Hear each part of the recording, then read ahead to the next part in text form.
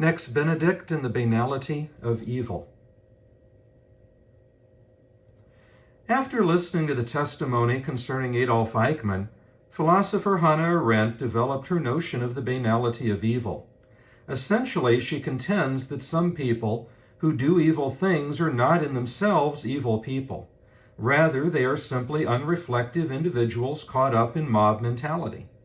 I intend to explore the validity of her claims and consider whether it helps explain current examples of evil, such as the events that led to the tragic death of transgender teenager Next Benedict. Adolf Eichmann is an interesting case. He was a Nazi responsible for the transportation of millions of Jews to concentration camps, where they faced tremendous suffering.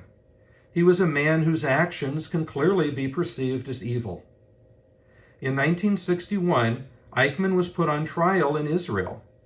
Hannah Arendt covered the trial for The New Yorker, and in 1963 she published a book about her findings called Eichmann in Jerusalem, a report on the banality of evil.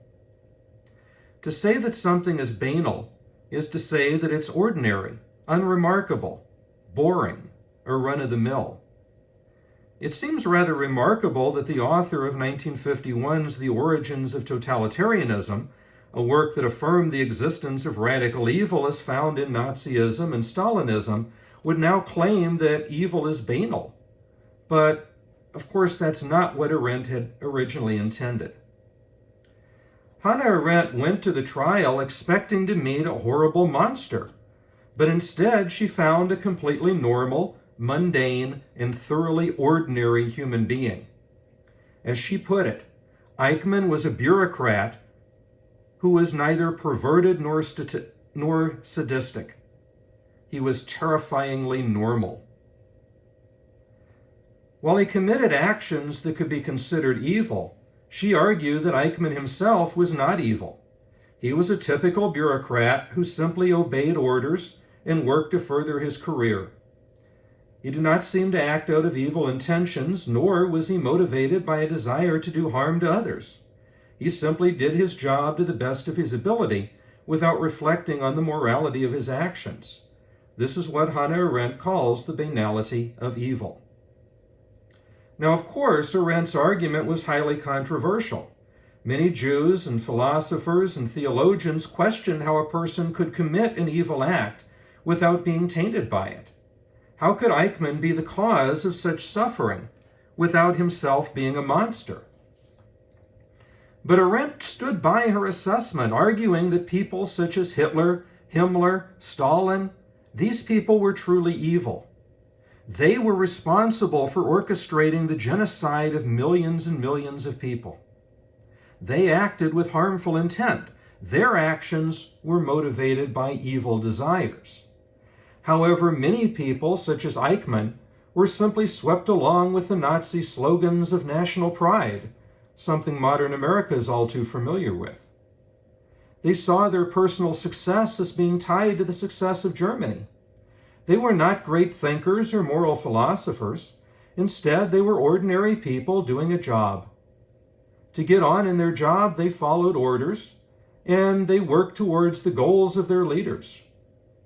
If there's no evil intent behind their actions, then they can't be considered evil, just thoughtless and unreflective.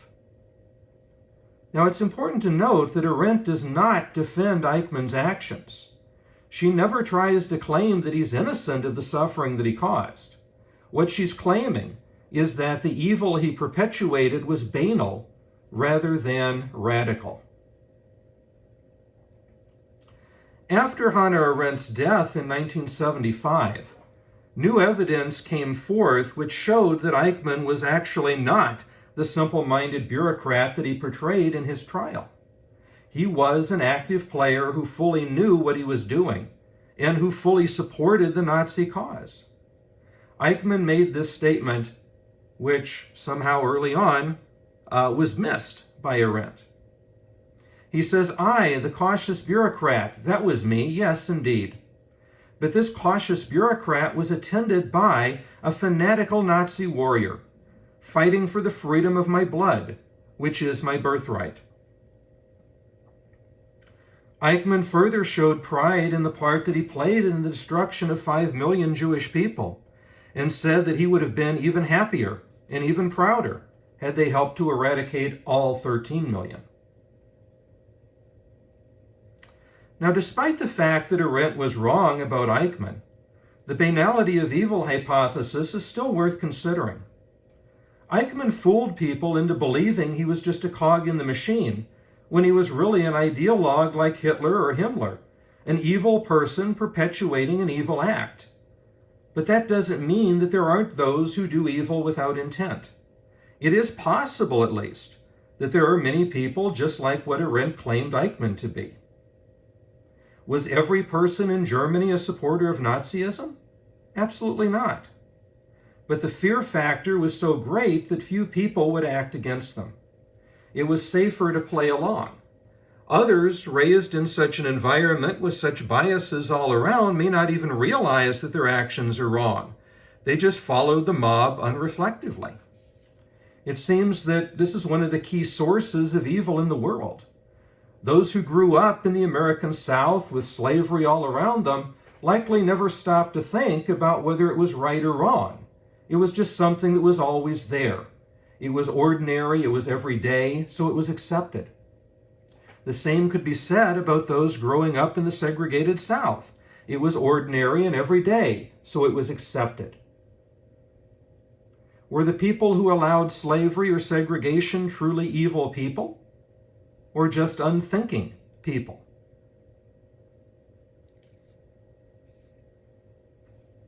To move the discussion to contemporary issues, I would like to look at the case of Benedict and question whether those players whose actions led to his tragic death were cruel instigators of radical evil or merely unreflective tools of others. Although the media has constantly described him as non-binary and used they-them pronouns, friends of Benedict pointed out that he was actually a transgender male who used he-him pronouns. Benedict lived in Owasso, Oklahoma, a state that's leading the nation in anti-LGBTQIA legislation. It prohibits the use of non-binary gender markers. It denies minors gender-affirming health care.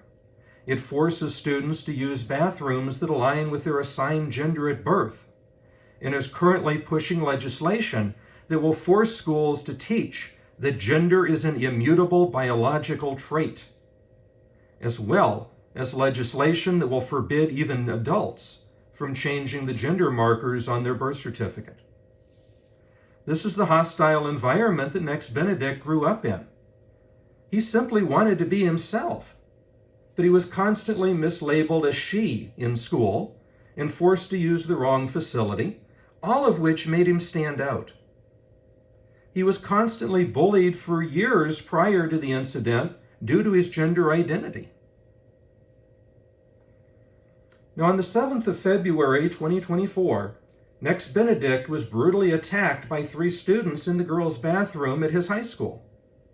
According to the medical examiner, there were several injuries on Benedict's head and neck, including 2 contusions, 2 small lacerations, 2 abrasions, hemorrhaging on the right cheek and ear, as well as various contusions and abrasions on Benedict's limbs. Because he fought back in this life-threatening situation, he was suspended for 2 weeks for fighting. His mother wanted to file charges against the 3 students who attacked Nex, but was told by the police that if she brought charges against the 3 attackers, that Nex would also face charges. What happens next is still unclear, but the next day, Benedict collapsed and died before making it to the hospital. The cause of death was likely suicide, brought on by his hopeless situation of living in a state where he's not respected, is not allowed to be himself, where he receives no support whatsoever or protection from the school, and where the justice system seeks to blame the victim. In the aftermath of this tragedy, there was much outpouring of support and sympathy from all around the nation, but very little from within Oklahoma.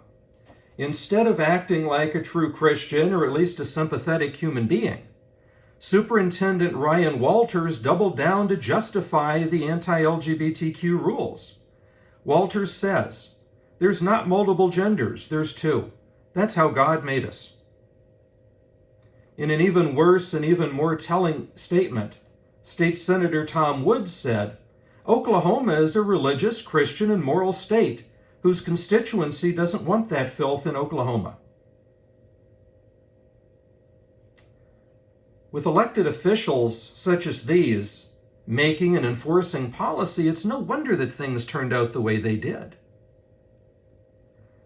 But to get back to the moral question, I think we can agree that Walters and Woods, like Hitler and Himmler, are evil men pushing a radical evil. These are individuals that brought great suffering through their actions. And as these individuals and others like them continue to push this type of legislation, push this type of mentality, they are going to make things even worse. Of course, these are also individuals who clearly have not studied the Bible or American history. Otherwise, they would know the ridiculousness of the statements that are being made. God itself is a dyad. Read Genesis 1. Within the context of Genesis 1, we find that God is an entity that contains both the male and the female within, thereby implying the idea of a dyad, or perhaps even a hermaphrodite figure. In addition to that, we know that as you read on in the Talmud, you find that there's actually a total of 8 genders that are discussed biblically.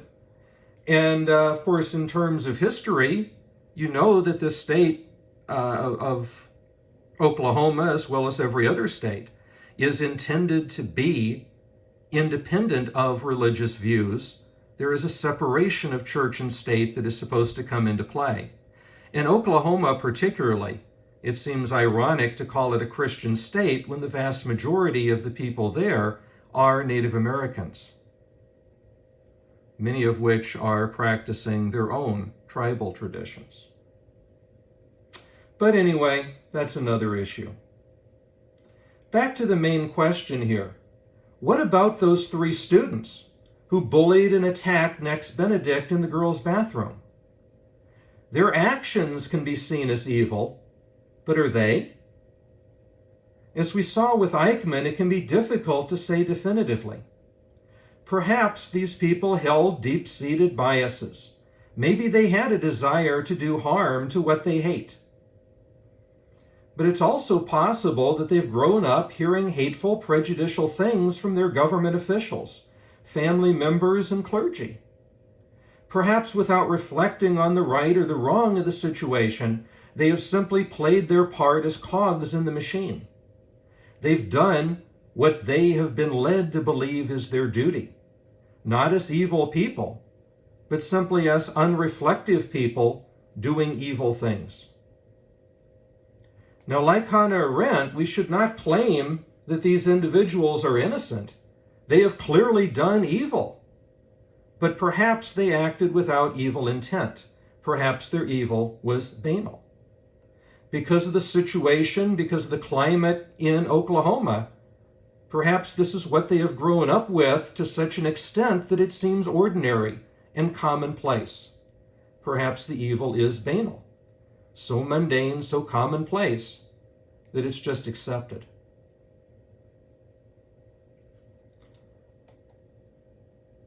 The Nazis dehumanized the Jews. This is a common tactic that's being used. Americans dehumanized the slaves. The Nazis dehumanized the Jews. If the average cog in the machine doesn't see the slave or the Jew as being human, then it may not seem wrong to cause them pain or do harm to them. Likewise, many people today try to dehumanize members of the LGBTQIA community. So if these individuals are not seen as human, then perhaps they don't have rights either. Perhaps there's no need to feel concern about causing pain or suffering to such individuals. You see the concern, you see the issue that comes into play. If Arendt's arguments apply here, then what is it that can be done about it? Clearly, education is the key. People need to be taught to explore and discover the truth for themselves. They need to stop just accepting whatever they're handed as the truth. In the abstract that I sent out earlier to this paper, I said that Eichmann was judged at the Nuremberg trial, and not a single person challenged that statement. It was simply accepted that I told the truth, and I'm just a low-level college instructor. So imagine the power that a politician, a clergyman, a parent would have on influencing the minds of the unreflective masses, the people who will simply accept whatever they're told.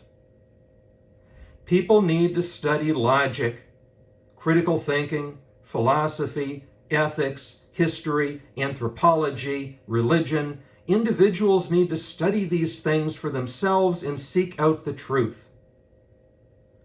The unreflective person will accept whatever you sell them, but the thoughtful person will seek out the truth and demand moral action.